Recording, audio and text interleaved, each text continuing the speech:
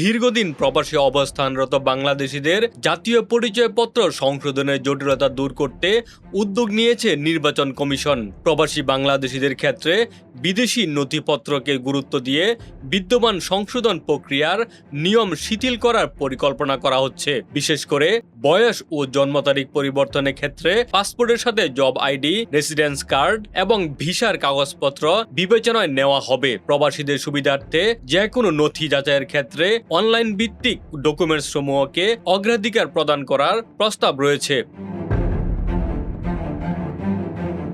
জন্ম তারিখ সংশোধনের আবেদনে আবেদনকারীর সাথে পরিবারের অন্যান্য সদস্যদের বয়সের যৌক্তিক পার্থক্য রয়েছে কিনা তা খতিয়ে দেখা হবে। স্বজনদের বয়সের ব্যবধান যাচাইয়ের জন্য ওয়ারিশ সনদ বা পারিবারিক উত্তরাধিকার সনদ জমা দেওয়ার ব্যবস্থা রাখা হচ্ছে। ওয়ারিশ সনদে এনআইডি নম্বর না থাকলে ভাই বোনের শিক্ষাগত সনদ, জন্ম নিবন্ধন কিংবা পাসপোর্টের অনুলিপি যুক্ত করতে হতে পারে। প্রকৃত প্রবাসী ব্যতীত অন্য কোনো ব্যক্তি যেন অবৈধ সুবিধা নিতে না পারে সেজন্য কঠোর নজরদারির ব্যবস্থা রাখবে নির্বাচন কমিশন।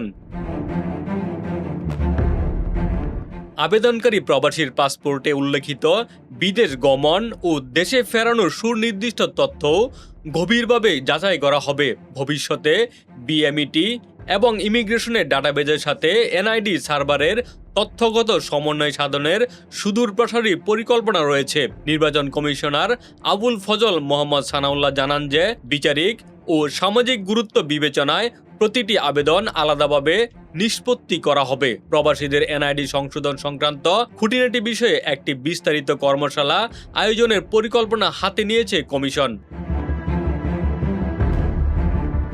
উক্ত কর্মশালায় প্রাপ্ত বাস্তবসম্মত সুপারিশের উপর ভিত্তি করে একটি পূর্ণাঙ্গ নতুন নীতিমালা প্রণয়ন করা হবে। বর্তমানে বিশ্বের 14টি দেশের 24টি কূটনৈতিক স্টেশনে প্রবাসীদের ভোটার নিবন্ধন ও এনআইডি সেবা প্রদান করা হচ্ছে। খুব শীঘ্রই সুইডেন, বাহরাইন, সিঙ্গাপুর, নরওয়ে এবং ফিনল্যান্ডে নতুন করে এই এনআইডি সেবা কার্যক্রম চালু হতে যাচ্ছে।